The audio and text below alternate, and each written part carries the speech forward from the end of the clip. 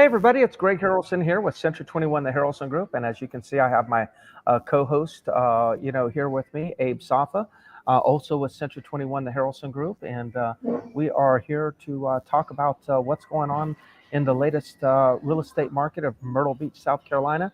And as you can see at the bottom here, you can see how slow is the Myrtle Beach real estate market. That sounds like one of those questions, Abe, that we get from clients every once in a while, right? No question. Hey, Greg. Pleasure to Yeah, do this. Yeah. yeah. So, Well, yeah. no, I was going to say, I want to apologize up front. You may hear a little bit of back noise today, background noise. I'm actually in Washington, the state of Washington, which is way on the West Coast, and I am taking my son to college, dropping him off to college this week. So we didn't want to miss, recording and giving you the information. But if you just hear a little background noise, I'm just trying to figure out where I can do this this video for you guys. All right, Abe. Sounds good, Greg. So, yeah, talking about the real estate market here in Myrtle Beach, it's almost like three stories in one. So, I want to make sure that we kind of put that out there first, because you can't just look at one of the three stories and get a clear picture of what's going on. So, the first story is like, okay, how are we doing relative to last year, right? That's one story. Second story is how are we doing relative to when the market first started shifting a couple of months ago. And then the third story is, okay, what does it look like right now, like in perspective, when you put it in perspective to what a normal market look like, what's it look like? Because each one of those stories are going to tell a different story. And if you just look at one independently, you might get a false look at what the market looks like. So that's kind of like what I want to talk about today, Greg. Um, Yeah, I think that's fair. yeah, so I think the first thing is let's talk about, what does it look like compared to last year? There's Hmm. no question about it. Sales are down compared to last year. Okay, if you just look at last year's numbers, which we were definitely on a sugar high last year, everything was just going ballistic last year, as far as sales, as far as prices, there's no question that the market is significantly slower than it was. If you look at closed sales for the month of August, there was almost 12% less homes sold this August compared to last year. So sales were down 12%. That's the number of transactions, not prices. When you look at condos, they were down 20% compared to last year, 20.3% for the month of Hmm. August. Okay, you look at inventory. Inventory is up 40% last month compared to last year. So that's a significant change, But when we saw that happening started 4 months ago when you and I first started talking about, look, the market is starting to change, it's starting to look different. So people, I think, if they're watching the show, they kind of expected that. Condo Hmm. inventory was up 58% compared to last year for the month of August. And now the last number that we look at is new listings in the market, which was kind of strange because we start inventory really starting to spike. But if you look at the last 2 months, new listings in the market, like last month alone, we were down 12.5% in single family homes. So almost 13% less homes hit the market this August than it did last year. And condos new listings in the market was down 17.6% compared to last year. Hmm. So that's the first story. Okay, what does the market look like compared to what it was last year? No question about it. There's no confusion. The market is significantly down compared to last year. Yeah.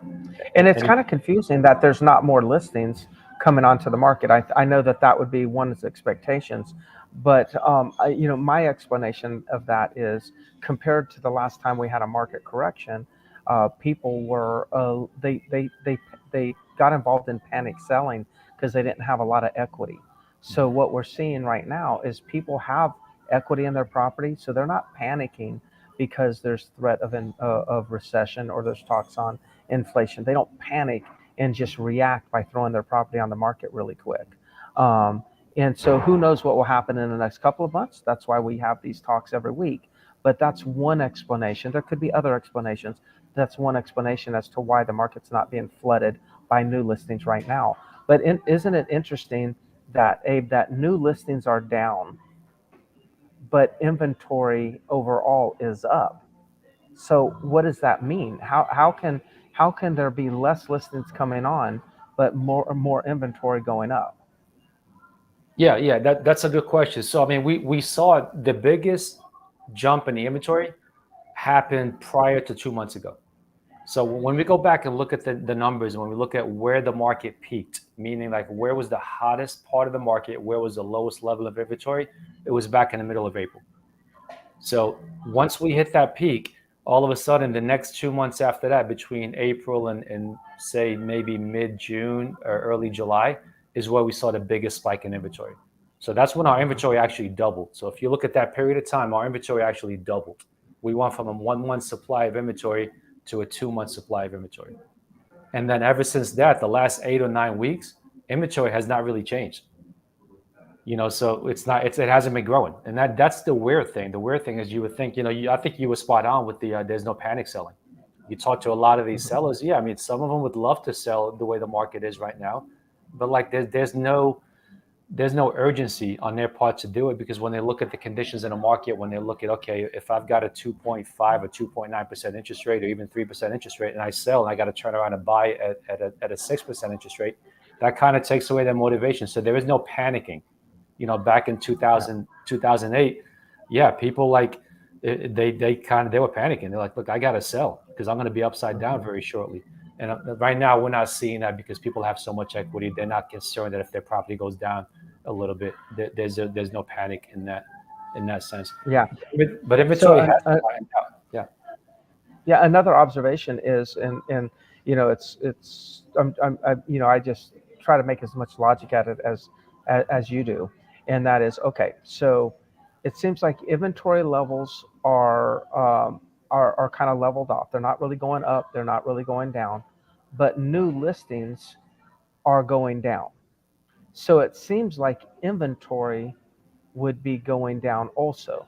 So if inventory is staying flat, but number of listings coming on the market is down, then doesn't that mean that there's fewer buyers buying properties? Because both would have to 100%. be going in the same direction for it to Mhm. be flat. Yeah, no question about it. Definitely fewer buyers in the Okay. market. There's a lot of uncertainty out there with buyers. Now, if you actually pay really close attention to the condo inventory, it actually went down again last month. So it Hmm. went up. It went up to 2 months, and then it just dropped back down to 1.9%. Not a whole lot of change, but you can kind of see that, just like that minor fluctuations. It goes up a tiny bit, down a tiny bit. Nothing major happening as far as inventory going up at this point. So Yeah. it's been pretty much flat for 9 weeks or so Yeah. across the board. So the problem would come is if the demand continues to kind of be a little bit lower, like fewer buyers, and then all of a sudden, then inventory, the new listings start to really increase. So the good thing about this, the what I would say, it's kind of a stable market right now. It feels a little volatile to me, but like the numbers show, it's kind of stable. But the one thing that could change everything is if a lot of sellers start flooding properties on the market, and Mhm. the demand continues to remain flat. That's where we could see some problems occurring. At least problems in the area of pricing. Yeah, that's a major concern. So if inventory all of a sudden, the slowdown in new listings in the market, if that were to change, yeah, we would see inventory grow tremendously at a Yeah. fast rate, I should say. So that was the first part, the first story. The second story was, the change that I just mentioned over the last 9 weeks or so. Inventory just kind of flattened out. The market's kind of stabilized in the sense that there's not a whole lot of fluctuations. Um, so it's changed a lot from where it was 2 or 3 months ago, when we were really worried about, okay, how much will inventory grow. It kind of Yeah. stabilized a little bit the last 9 months, 9 weeks or so. And then the third story is, okay, now that we're in this market, okay, what does that mean? Like, how slow is it? Because the stories out there you're hearing is like, oh my God, this is the worst time to be a seller, worst time to be a buyer. This is not a good time. The market's crashing. That is not the case. So I went back and looked at my notes, and I pulled up numbers from January of 2019, and I want to share this with you real quick. When you look at what does this market look like to January of 2019, I mean, we're still in a very strong market, Greg. I mean, look at these numbers. The number that says total is how many properties are on the market at the time. The numbers that says pending was out of that number, how many were pending, and then the percentage is the absorption rate. Okay, so in January 2019, 19.5% of the condos that were on the market were actually under contract at the time. When you Hmm. look at today, Look at the inventory level at 2218 compared to 2905. Look at the pendings, almost double. Okay, and the absorption rate is 42% still. So Hmm. 42% of every single condo that's on the market right now is under contract still. When you look at the homes, half the homes are under contract, and this even counts new construction. So homes that aren't even built yet. And then look at the land. Land has the most significant difference. Look at the number of lots on the market for sale relative to 2019, 1628 to 3018. Then look at how many are pending, almost 20% compared to less than 6% in 2019. So when you compare the current market to what it was, 3 years ago, this is a really, really strong market. If you would have told me in 2019, January, that, hey, this is the market that would be heading into, I would be thinking like, wow, the market's going to really get hot. So even Yeah. though we've gone down, even though things have slowed down, when you put it in perspective, it's still an extremely strong market out there. Yeah, and that's it is an interesting perspective. So what do you think? Like, there's not a lot of people in America. When I say a lot of people, like whether they own real estate or don't own real estate, there's not a lot of people in America that would say that we're in a hot market right now. But that chart says that we're in a hot market right now. So what's the difference, do you think? And I have my thoughts, but do you have any thoughts on what's the disconnect between the data that says we're in a hot market? Because that's what that data said. That data says we're in a sizzling hot market right now. It's extreme seller's market. But that's not what the market feels. That's not what buyers feel. That's not what sellers feel. That's not what the general population feels. What's the disconnect in between the two, do you think? Well, I think the biggest thing is when you've got to put it into perspective, the market that we had the last 2 years prior to the market shifting is not normal, right? That's a once in a generation type market, if that. Like it was hotter than the 2005, 6, and 7 days, right? Stuff was going on the contract and getting multiple offers like we've never seen before. So that was what I call a sugar high. Now that we're off the sugar high, we can't use that as the benchmark. We can't use the last 2 years as what a market should look like, right? So we have to go back and say, okay, in a normal market, normal conditions, without what we went through the last 2 years, what should a market look like? And when you go back and look at compared to a normal times, a normal market, this is still a really good market. I think we just got to be careful on what Yeah. we're referencing it back to and what we're comparing it to. Um, now that we're Well, off the sugar. and what you're saying is not me and you, but you're saying that that's where the disconnect. People are comparing Yeah, it to the sugar high. that's correct. Yes. Yeah. And so, yeah, and I do agree with that. One thing that I would add, and I'll use the stock market, for example. Let's just take Coca-Cola stock. And I don't have any clue what Coca-Cola stock is worth, but that's kind of an old blue chip stock's been around forever. Just like a Coca-Cola stock, let's just say that the Coca-Cola stock was bought by an individual at $10, right? And it goes up to $200. Well, when it goes up from $200 and then back to say 150, then the person of the Coca-Cola stock usually doesn't talk about, oh my God, I bought it at $10, now it's worth 150. Usually they say, oh my gosh, it was at 200, I just lost $50 per stock that I own. And so I think that that's very common, is that no matter where we are, we compare it short term. And so and one of the reasons why we do that is, like, you think about buyers right now that may have bought last year when the market was, or 6 months ago when the market was more hot than it is today. We'll call it the sugar high. They base their purchases on certain levels of rental income, and so they based it on certain interest rates and things like that. So somebody who bought a property and they got an adjustable rate mortgage, and they bought the property at a 3.5% interest, but now it's at 4.5%. It's adjusting to 4.5 or 5% interest. That particular buyer, even though we can say, well, that was a sugar high and we're still in a hot market, it doesn't feel like a hot market for that person, because their financial position has really changed in respects to that investment, the return on that investment, and things like that. So, even though we know logically that we came off of a sugar high, the sugar high became the new normal. And it became a new normal, and people started raising their standards of living. They changed their expectations. They didn't recognize at the time that it was a sugar high. That's what we talk about after the fact, to kind of like soften the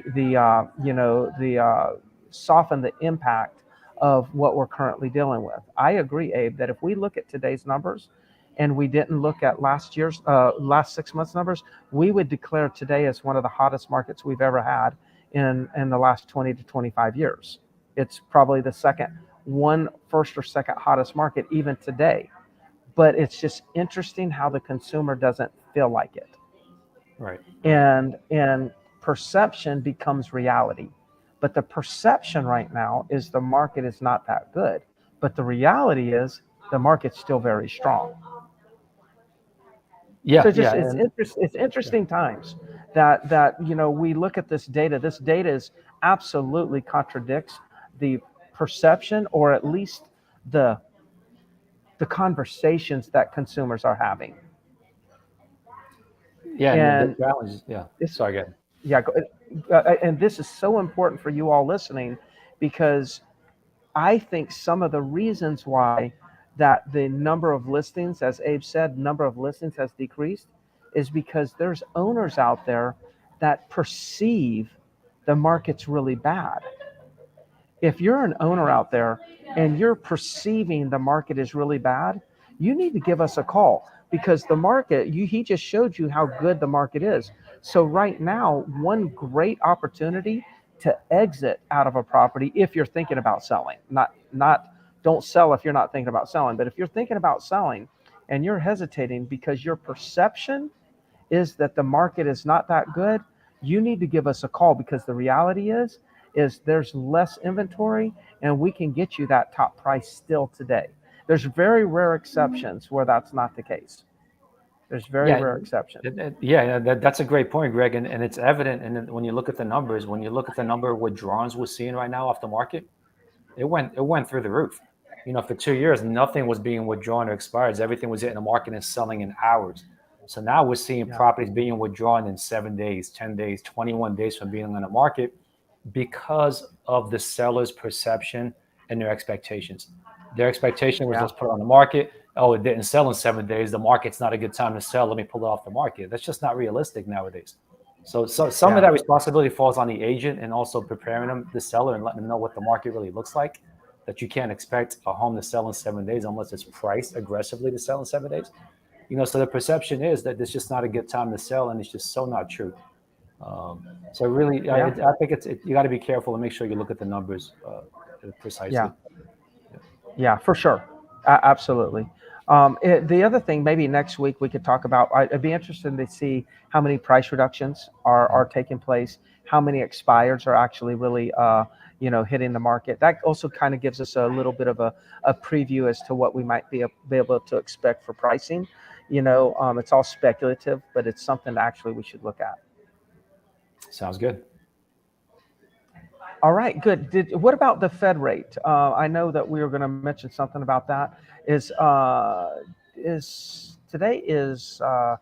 Tuesday. Are they meeting again to talk about the Fed Yeah, rate? tomorrow it's almost certain that there's going to be a Fed rate hike tomorrow. Okay. Most likely it'll be 75 basis point, but I wouldn't be surprised if it's a full point, if it's 100 basis points tomorrow, because inflation Wow. has not really budged much. Yeah. So that, Yeah. I think their whole goal is to bring down inflation. So I would not be surprised if it's a full point tomorrow. But Yeah. but we'll see how the world reacts when that comes out tomorrow. Yeah, it appears they're going to be quite aggressive, and Yeah. you know, uh, surely I don't have enough information or knowledge on how the economies really work, right? I wish I knew, but I'm not an economist. But I will say one thing, if I could say one thing about the problem, or one of the things that we recognize, I think, after the fact, about the crash of the market back in 2007, 8, 9, all in that range, is they probably acted too slow to do something to correct the market, and we had a pretty big busting of a bubble. Of course, again, there was a lot of speculative purchasing. Right now, it seems like they're taking a different route, that they're being a lot more aggressive, a lot faster. I don't know if that's going to prove to be a good thing or a bad thing. I will say it is a little bit, seems to be a different approach than they did the last time. back in 2007, and we knew 2007 and 8 turned out to be a disaster. Hopefully, this stuff does work, but just understand, keep tuning into Myrtle Beach Real Estate TV, because no matter what's going on nationally, we're always going to tell you and share with you what's going on locally, and that's what really matters. Sounds good. Okay. Well, Abe, thank you again for the data. If there's anything we can do for you, there's our contact information at the bottom. Feel free to reach out to us, and please understand, perception and reality are two different things, especially in regards to the real estate market in Myrtle Beach. So if you're holding off on plans because you perceive it to be one way, please double check with us. Let's check on the numbers to make sure that you understand what the reality of the market is, because I'm still getting multiple offers on some of my listings. Not all of them, but I'm still getting multiple offers on some of the listings that we're taking. All right, Abe, thank you so much. Thank you all for watching. See you next week. All right, bye.